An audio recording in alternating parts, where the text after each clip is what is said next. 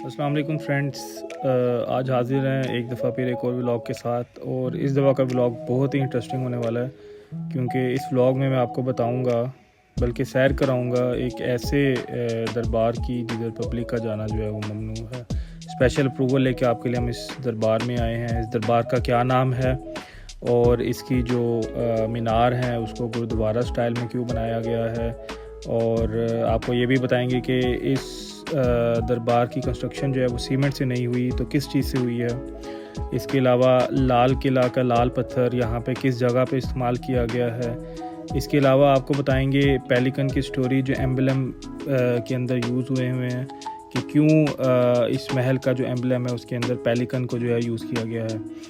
इसके अलावा आपको बताएंगे कि किन किन पाकिस्तानी ड्रामास की शूटिंग जो है इस महल में हुई है, और साथ ही साथ आपको बताएंगे कि इस महल के नवाब जो हैं वो कौन थे। गाइस, क्या हाल है? सब खैरियत से हैं? ठीक ठाक हैं। आज हम आए हुए हैं जी भावलपुर सिटी में। आपको पता है ये महलों का शहर है, नवाबों का शहर है। तो आज आपको एक ऐसा महल विज़िट कराते हैं जो कि जिधर आम पब्लिक का जाना जाना मुमकिन है। स्पेशल अप्रूवल लेके हम जा रहे हैं। तो चलें आपको चलते हैं और महल भी बताते हैं किस महल में हम जा रहे हैं, और उस महल की तारीख भी आपको बताते हैं। Hope you will enjoy the blog. तो गाइस, फाइनली हम आ गए हैं दरबार महल। तो ये एक प्रोटोटाइप है दरबार महल का, और अभी हम अंदर चलते हैं दरबार महल के और आपको दिखाते हैं, थोड़ी हिस्ट्री भी आपको बताएंगे। और एक दफ़ा फिर मैं बता दूं, ये पब्लिक प्लेस नहीं है, ये स्पेशल अप्रूवल है कि सिर्फ आप लोग के लिए हम इधर आएँ। चलें आगे।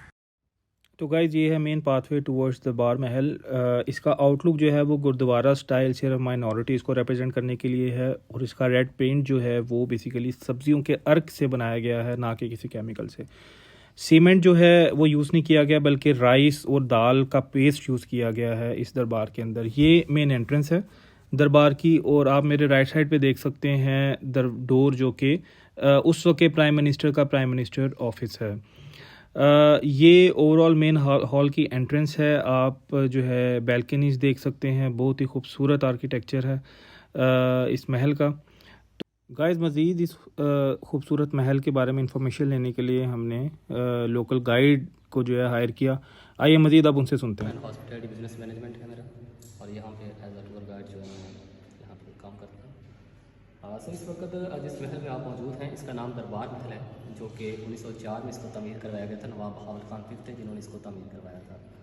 उस वक्त बेसिकली जब इसको बनाया गया तो उस वक्त इसकी कंस्ट्रक्शन के दौरान किसी किस्म का सीमेंट का इस्तेमाल नहीं किया गया, बल्कि उसकी जगह पे पटसन चावल और दाल चावल जो हैं उनका एक लेप बना के खास किस्म का वो इसमें इस्तेमाल किया गया। इसके अलावा यहाँ पर बाकी सारी जितनी ज़्यादातर चीज़ें लाइक रेड स्टोन यहाँ पे इस्तेमाल किया गया, क्योंकि उस वक्त आगरा से मंगवाया गया था। और यहाँ पे जितनी भी लकड़ी का इस्तेमाल किया गया, ये सारी लकड़ी सागवान की लकड़ी है जो कि बर्मा से मंगवाई गई थी। इसी तरह अगर आप देखें, इस वक्त हम मेन लॉबी में यहाँ पर मौजूद हैं। ये जो मेन लॉबी है, ये असल में उस वक्त जब यहाँ पे नवाब साहब या फिर यहाँ पे अदालती कार्रवाई होती थी, यहाँ पे सारे मामला चल रहे थे उस वक्त अदालत के या फिर इस रियासत के, तो यहाँ पे कहा जाता है कि उस वक्त बैठ के कॉन्फ्रेंसेज वगैरह भी की जाती थी, या फिर वेटिंग रूम के तौर पे भी ये इस्तेमाल होता था। लेकिन अगर आज आप देखें यहाँ पे, तो जितनी भी ये बात पिक्चर्स वगैरह हैं यहाँ पे लगी हुई हैं, तो बेसिकली उन नवाबों की जिन्होंने यहाँ पे रूल किया था। टोटल 12 नवाब थे जिन्होंने यहाँ पे रूल किया। नवाब सादिक साहब इस रियासत के आखिरी नवाब थे जिन्होंने इस रियासत को पाकिस्तान में जम किया था।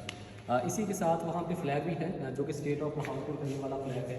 तो इसमें अगर आप देखेंगे तो इसमें 1727 में ये रियासत बनी थी और 1947 तक ये रियासत जो है वो फाल रही।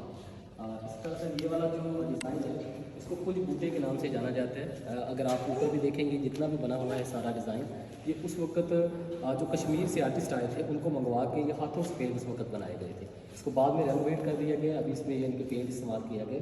लेकिन उस वक्त कहा जाता है कि इनके पेंट नहीं थे, तो फल सब्जियाँ जो होती हैं उनका ख़ास किस्म का पेस्ट निकाल के उसमें ख़ास किस्म का वो केमिकल ऐड किया जाता था और उसके बाद हाथों से बनाई जाती थी।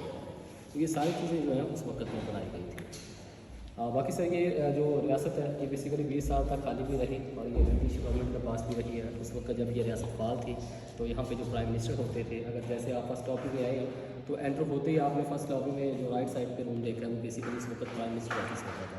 लेकिन अभी GOC साहब का ऑफिस है और हमारे पास फर्स्ट लॉबी वही है जिसमें पिक्चर अलाउ नहीं है। बाकी फर्दर आप जहाँ भी पिक्चर वगैरह बना सकते हैं। का परिंदा है जो कि रशिया में पाया जाता है और दोनों तरफ स्टेट ऑफ एम्बलम अगर देखें तो दोनों तरफ बने हुए हैं। असल में इसके बारे में सर एक स्टोरी पाई जाती है। कहा जाता है कि जो पेलिकन है जब ये कहीं कहत पड़ जाता है उस वक्त अपना जिस्म नोच के अपने बच्चों को खिलाता है, यानी कि अपना खून पिलाता है ताकि उसके बच्चे जो हैं वो ज़िंदा रह सकें। तो उसी वजह से स्टेट ऑफ बहावलपुर का जो एम्बलम है इस पे नवाब साहब ने उनका लोगो लगाया। नवाब साहब बहुत ज़्यादा इंस्पायर थे इस परिंदे से, और वो इसी तरह समझते थे कि उनकी जो रियासत है वो पेलिकन के बच्चों की तरह है। वो समझते हैं कि उनके बच्चे हैं और अगर उनको कभी ज़रूरत पड़ी तो वो अपना खून दे के भी उनके बच्चे जो हैं उनको बचाएंगे। तो इसी वजह से फिर जो स्टेट ऑफ एम्बलम है उसमें पेलिकन का इस्तेमाल किया गया।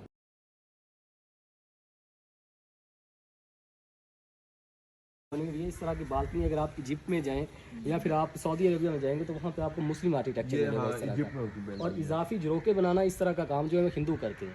तो तीनों मज़हब को प्रेजेंट किया गया ताकि इस चीज़ को बताया जा सके कि यहाँ पे जो अक़लीतें हैं उनको मुकम्मल हुकूक हासिल थे। तो उसी चीज़ को भी यहाँ पे शो किया गया। तो ये सेंट्रल है, चारों तरफ से एक जैसे, आप इस साइड से जाएंगे दूसरी साइड से एक जैसा ही चारों तरफ से बनाया गया। और ये दरवाज़ा जो है ये 12 तरह के मेन दरवाजे से भी आगे तक की जो इसकी एक ही सीध है, बिल्कुल एक जैसा।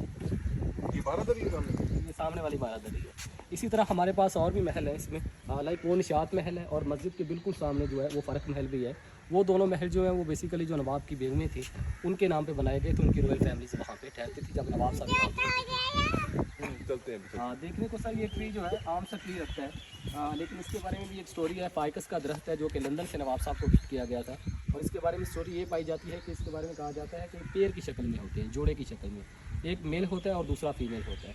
इसका दूसरा पेड़ जो है यहाँ पे जहाँ बेल मौजूद है यहाँ पे लगा हुआ था, इसी वजह से उसको काट दिया गया। उससे पहले स्टोरी का नहीं पता था कि अगर एक पेड़ में से कट जाएगा तो दूसरा ऑटोमेटिकली सूख जाएगा। वैसे ये 300 ईयर तक जो है ना वो सर्वाइव कर सकते हैं, लेकिन इस दूसरे पेड़ के कट जाने की वजह से ये वाला जो ट्री है इस वक्त हमें सूखा नज़र आ रहा है यहाँ। ये इसका मज़ार बना दिया है। नहीं सर, ये तो बेल जो है ना ये जिलेट एंड जॉनसन कंपनी की है। ये भी नवाब साहब को लंदन से गिफ्ट की गई थी। और ये उस वक्त दरबार महल के जो मेन गेट है वहाँ पे लटकाई जाती थी।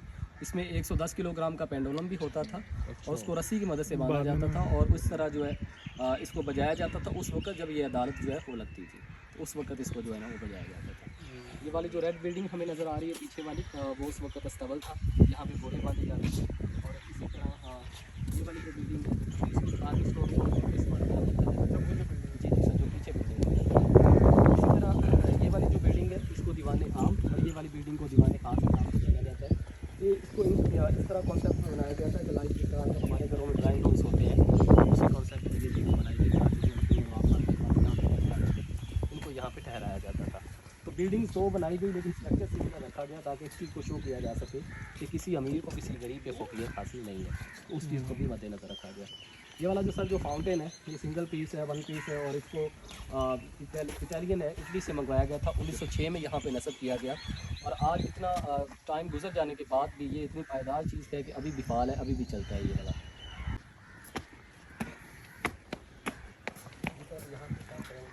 इस वक्त हम जिस इमारत में मौजूद हैं इसका नाम बारादरी है। आम फहम में जब भी हमारे पास नए गेस्ट आते हैं तो उनको बताते हैं तो उनके फहम में यही चीज़ होती है कि शायद पूरी इमारत जो है वो बारादरी है। इसमें कॉन्सेप्ट थोड़ा सा अलग है। ये वाला जो ऊंचा चबूतरा हमें नज़र आ रहा है इसको बारादरी का नाम दिया गया है। उसकी वजह ये है कि जो दर्रा है ये उर्दू ज़ुबान का जो लफ्ज़ दरवाज़ा है उसमें से निकला है और चारों तरफ से अगर आप मिलाएंगे तो 12 दरे बनेंगे। इसी वजह से इसका नाम बारादरी पड़ा। यहाँ पे इस पर्दे के पीछे जो है नवाब साहब का रेप्लिका है। तो इसी तरह यहाँ पे सेट लगाया जाता था, यहाँ पे नवाब साहब बैठते थे, उनके पीछे दरबान खड़े होते थे और यहाँ से अदालती कार्रवाई चलती थी। आम जी सर, यहाँ पे बैठ के जो है अदालत लगती थी, जिसको दरबार कहते हैं ना, वो पुराने वर्ल्ड में के दरबार लगता था तो वो दरबार यहाँ पे लगता था। इसी वजह से इसका नाम बारादरी पड़ा। तो गाइज़ ये बारादरी के पीछे का फाउंटेन है जो कि कूलिंग इफ़ेक्ट देने के लिए यूज़ होता था और कहा जाता है कि इस फाउंटेन की जो वाटर रेंज है वो तकरीबन 10 मीटर होती थी। जब भावलपुर रीजन भावलपुर आर्मी के पास भी एक बहुत बड़ी एक रेजिमेंट्स भी थी, एक आर्मी की स्ट्रॉन्ग आर्मी थी। बरतानिया के साथ मिलकर उन्होंने वर्ल्ड वार 1 और वर्ल्ड वार 2 में भी हिस्सा लिया, जिसको यहाँ पे मेंशन किया गया है। ये वाली जो रॉयल खाकी यूनिफॉर्म है, इसके अलावा यहाँ पे बाकी भी यूनिफॉर्म्स, रॉयल बैंड ड्रेस है, इधर जो है वो रॉयल सेमिनल ड्रेस और यहाँ पे जो है रॉयल फील्ड ड्रेस भी रखा हुआ है। और ये कुछ चीज़ें हैं जो कि उस वक्त आर्मी के इस्तेमाल में रही। और यहाँ पे फर्दर बाकी चीज़ें बताई गई कि इस आर्मी जो बहावलपुर की आर्मी है इन्होंने कौन कौन सी जंगें लड़ी। बाज़ लोग तो कहते हैं कि जैसा कि लास्ट टाइम एक PTV होम पे एक ड्रामा फेमस हुआ था जिसको अर्तुगरुल गाजी, तो कहते हैं कि इन वासियों ने अर्तुगरुल गाजी से भी ज़्यादा जंगें लड़ी थी। तो उसी वजह से यहाँ पे बाकी फर्दर कुछ जंगें जो यहाँ पर बताई गई, लाइक जंग अफगानिस्तान अहम था, उसके बाद लता की लड़ाई, उसके बाद गदर, जंग अफगानिस्तान, जंग अजीम और पोर्ट मेजर की जो जंग है उन जंगों में भी इन्होंने पार्टिसिपेट किया था। अब बाद में पाकिस्तान में 3 रेजिमेंट्स जो है उसको गिफ्ट किया गया, जिसमें बलोच रेजिमेंट सरफहरिस्त है। अगर आप देखें तो ज़्यादातर पाकिस्तान के जो जनरल्स हैं पाकिस्तान आर्मी के, वो बलोच रेजिमेंट से होते हैं, और ये बलोच रेजिमेंट जो है इतनी बड़ी रेजिमेंट जो है वो भावलपुर की दी हुई है। अच्छा जी जी, बलोच रेजिमेंट जो है वो बेसिकली भावलपुर आर्मी की थी पहले। तो इसी तरह ये रिवाइस कर रखी हुई है। इस वक्त कहते हैं कि मॉडर्न टेक्नोलॉजी थी जो कि बरतानिया के पास मौजूद थी, लेकिन भावलपुर की आर्मी जो है इसके गहरे ताल्लुकात होने की वजह से ये वाली टेक्नोलॉजी जो है भावलपुर आर्मी के पास भी मौजूद थी। किया गया है जिसमें बताया गया कि 2 कबीले थे बेसिकली जो बगदाद से आए थे, जिसको दाद पोतरा और कलहोड़ा भी कहा जाता है। तो कलहोड़े जो है वो सिंध में ही रुक गए थे, जबकि दाद पोतरे फिर आगे आए और उन्होंने आके यहाँ पे रियासत की भाग तोड़ डाली। ये लिखा हुआ है दाद पोतरा और कलहोड़ा से। हाँ। तो ये बेसिकली वही सारी हिस्ट्री, और इसके अलावा यहाँ पे मैप्स बताए गए हैं कि ये स्टेट को शो किया जा सके कि स्टेट बेसिकली कितनी वसी फैली हुई थी और कितनी दूर तक इसकी सरहदें जो है वो कहाँ तक फैली हुई थी। तो उसके मैप्स भी यहाँ पे लगाए गए हैं। इसी तरह से जिस तरह पाकिस्तान की स्टेट ऑफ गवर्नेंस है, पाकिस्तान के प्राइम मिनिस्टर होते हैं, उसके बाद मिनिस्टर होता है, तो इसी तरह यहाँ पे भी स्टेट ऑफ गवर्नेंस चलती थी, और उसके फर्दर जो है माजी चेंज में होती थी। स्टेट काउंसिल जो है 1925 वाली टू 41 तक, और इसी तरह बाकी भी आगे तक चेंज होती थी। इसी तरह यहाँ पे एक ऑथर जॉन ड्रिंक के नाम से भी एक प्राइम मिनिस्टर थे जो कि ब्रिटिश थे। तो अगर भावलपुर में आपने देखा हो तो एक यहाँ पे ड्रिंक स्टेडियम भी मौजूद है, तो इन्हीं के नाम पे बनाया गया था, ऑथर जॉन ड्रिंक के नाम पे। ये यहाँ पे प्राइम मिनिस्टर रहे।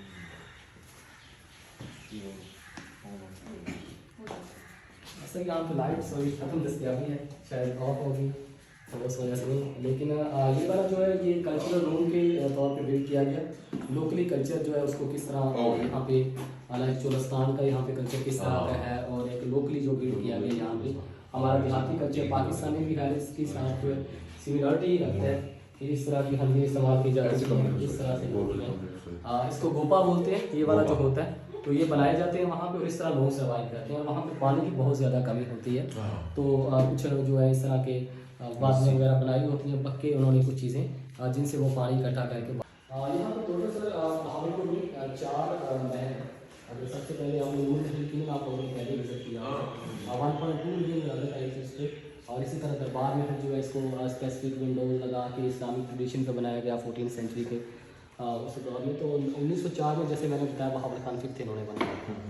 तो ये बेसिकली अदालती कॉन्सेप्ट पे बना और शुरू से ही दफातर के तौर पे अच्छा ये सबसे पुराना है नूर महल? जी सर ये सबसे पुराना। और इसके बारे में कहा जाता है कि उन्होंने अपनी बेगम के नाम पे बनाया था, और बेगम के लिए बनवाया था जिन्होंने एक रात भी यहाँ पे हो गए कहते हैं कि नहीं ठहरी जी। तो गुलजार महल जो इनकी जो वाइफ थी रॉयल फैमिली की, वो यहाँ पे ठहरती थी। 1909 में ये बनवाया गया, और इसी तरह जो इनकी रॉयल लेडीज़ जो थी वो यहाँ पे ठहरती थी। ये भी इसके साथ ही महल है यहाँ पे।